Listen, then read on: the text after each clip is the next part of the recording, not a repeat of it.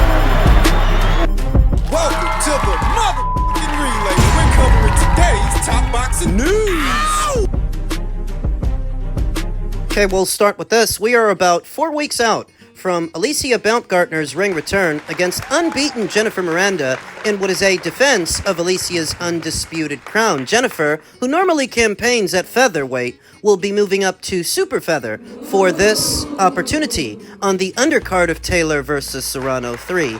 And because Jennifer, as good as she is, has never seen a fighter like Alicia Baumgardner, has never fought at this level and at this weight, I imagine that Alicia's speed and power and sharpness and mean streak. Well, she's gonna take it to Jennifer Miranda. I think that's what makes Alicia Baumgardner so special. She toggles between two different base styles. She can be a pure boxer when she wants to, moving and jabbing and setting traps, working off the counter, being economic while she does it, but she can also switch on to being a boxer puncher, coming forward, stepping into her shots, looking for the knockout. She can do that too, toggle between two different base styles. Most fighters can't, but the very special ones, they can. Alicia can. 31 years old to Jennifer Miranda, who is 38. That doesn't help the situation either. That not only is Jennifer less experienced all around than Alicia, but she's also several years older. Physically outmatched, as far as I'm concerned.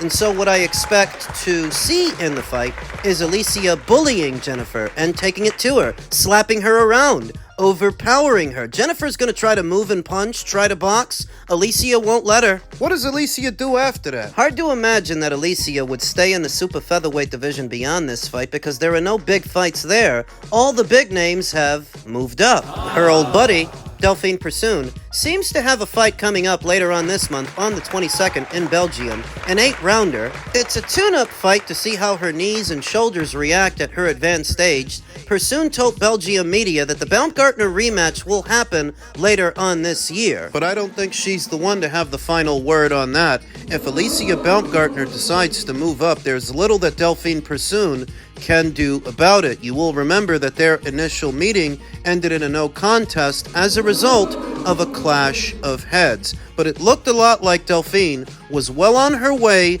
to getting knocked out. Alicia was bullying her. And if she can bully the fearsome Delphine Persoon, it's safe to say she can bully Jennifer Miranda as well. Jennifer Miranda does not have Delphine Persoon's work rate, her firepower, or her years of experience. So I feel Alicia will win that fight, possibly by way of knockout. Beyond that, I could see a situation where Alicia moves up because MVP just signed Stephanie Hearn. There are better names and bigger fights for Alicia in the lightweight division. There is Beatrice Ferreira, there is Caroline Dubois, and there is Stephanie Hearn, who I just mentioned. Hypothetically speaking, Alicia Baumgardner can move up, fight Stephanie in-house, become a 2-weight world champion, which would then set up unification matches with either Beatrice Ferreira, Caroline Dubois. Caroline says she wants to fight Alicia. You think Alicia beats Stephanie? I absolutely do. It's nothing against Stephanie Hearn. I admire her for how much she's managed to accomplish in a short amount of time. But Alicia is a far cry from anything that Stephanie has seen in a boxing ring so far. And if Alicia were to move up and challenge her for that WBA title, I'd have Alicia winning the fight. Then she could move on to fight Beatrice or Caroline, maybe have a rematch with Terry. Terry's a champion at lightweight after all. There are much better options for Alicia above 130, and I figure after the Jennifer Miranda fight, There's not much reason to stay there. It's time to move up. Will Alicia be able to stay in character at the higher weights? I think so, because if you follow her social media, Alicia is not a fighter that balloons in weight in between fights to where making weight leaves her depleted. She takes care of herself in between fights, and I believe that her power, her speed, and her athleticism will carry to a higher weight. She may be even more dangerous. Natasha Jonas moved up from 130 up to 154. Michaela Mayer moved up from 130 up to 147. Alicia moving from 130 up to 135. I think she's going to be okay. I think she's going to do just fine. She's a go-getter, is what she is, and she frightens me. So the future's looking good for young Alicia, and all she's got to do is make it past Jennifer Miranda. The other side of Alicia's career, and the next phase, is on the other side of the Spaniard, Jennifer Miranda, who I anticipate she's gonna beat. Men's cruiserweight news. Fans slam Paul vs. Chavez Jr. pay-per-view price, saying nobody's gonna watch. Boxing fans have hit out at the Jake Paul versus Julio Cesar Chavez pay-per-view price, which has been set at $59.99. Paul faces Chavez Jr. on June 28th in his first fight of this year. He defeated Mike Tyson in his last fight via UD in a bout that failed to live up to the hype. The 57-year-old Tyson was no longer the same fighter, while the Netflix stream suffered numerous technical difficulties, much to the dismay of the fans. However, the fight did break records, becoming the most streamed boxing match ever. You can't blame Jake Paul for Netflix's technical difficulties. Netflix is trying their hand at live sport, and their servers were overloaded by the sheer number of individuals around the world who tuned in for Jake Paul versus Mike Tyson. Now, the next time out, they might be more well-equipped. There were reports that Jake Paul earned $40 million from the fight. While Chavez is a step up in class, he is no longer the same fighter who was once up-and-coming. Chavez Jr.'s previous win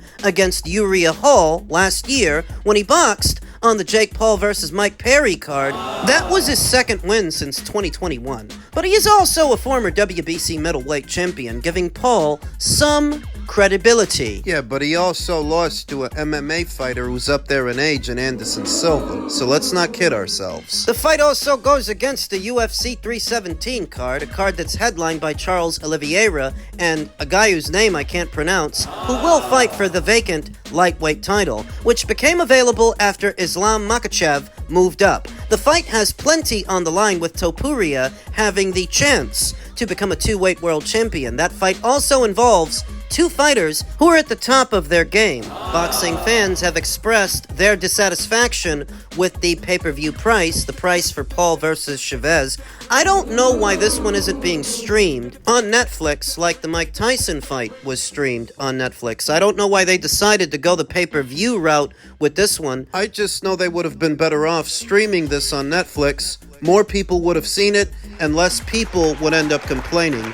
As far as it going head-to-head with a UFC show, that has no bearing on what Jake Paul is doing, because the UFC audience is the UFC audience, and Jake Paul's audience is his audience. It's not a shared demographic. The same people that want to watch an MMA fight are not the same people that want to watch a boxing match. I say that all the time. So you can put these respective sports head-to-head with each other, and neither one will affect the other, because it's only a small cluster of individuals that actually take in both sports. For them, it may seem like an either-or situation, but to most boxing fans, they're going to watch the boxing. To most MMA fans, they're going to watch the MMA match. That's really not the problem here, going head-to-head with that UFC show. The bigger problem is that they're billing this as a pay-per-view. Now, you can pay for Jake Paul versus Chavez for $60, or you can buy it as a bundle. You can buy the Ring Magazine card or the Usyk versus Dubois rematch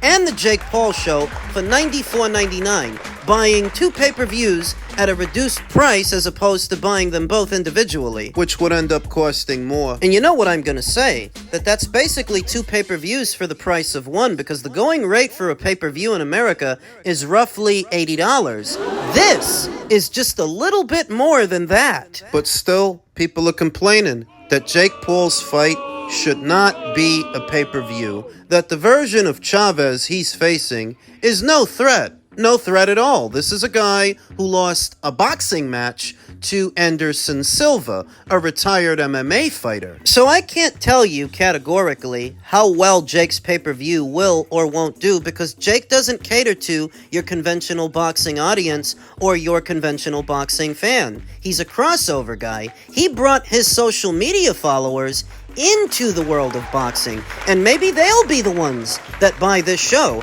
I can't tell you how well it will or won't do, because this is not your run-of-the-mill guy. Maybe boxing fans won't buy this, but maybe his fans and his followers will. Seems to be mounting pressure for Jake Paul to step it up. He's facing a former champion in Julio Cesar Chavez, potentially en route to an actual champion, a reigning champion. Not that long ago, Jake Paul revealed that he is now in negotiations with cruiserweight world champions Badou Jack and Zurdo Ramirez for his next fight. You know, that's the way you normally do it when you're developing a fighter. You have him fight one or some former champions en route to a reigning champion to get him ready. Now, I hardly think that today's Julio Cesar Chavez is a litmus test for either Badou Jack or Zurdo Ramirez, but that's the going order. That's the sequence. Which one of these two champions could he end up fighting? Zurdo is boxing on his undercard, after all. But you really think he'd box Zurdo Ramirez? Badou Jack in his early 40s is more in keeping with what we've seen from Jake Paul, that when he is fighting a boxer, you know, a guy who boxes, it's usually a guy who's up there in age, like Mike Tyson. Well, Badou Jack, while not as old as Mike Tyson, he is older than Zurdo, and he is WBC champion. The WBC that have been trying to crash Jake Paul's party for a while now. I remember, ahead of the Tommy Fury fight, they said, if Jake Paul wins, they're going to give him a cushy ring. Now, he didn't win, but I don't think they're going to let that get in the way of those hefty sanctioning fees. That's why they're so eager to be involved with what he's doing, because what he's doing is generating money. There is a caveat to a Badou Jack fight, though. The WBC recently ordered Badou Jack to have a rematch with Noel Mikhailian. So they would have to sort that out.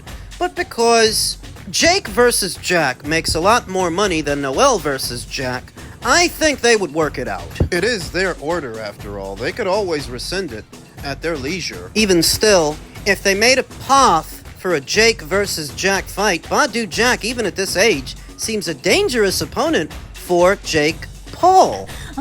Is he really serious about fighting him? Is he really serious about rolling the dice with a reigning champion that could not just beat him, but knock him out?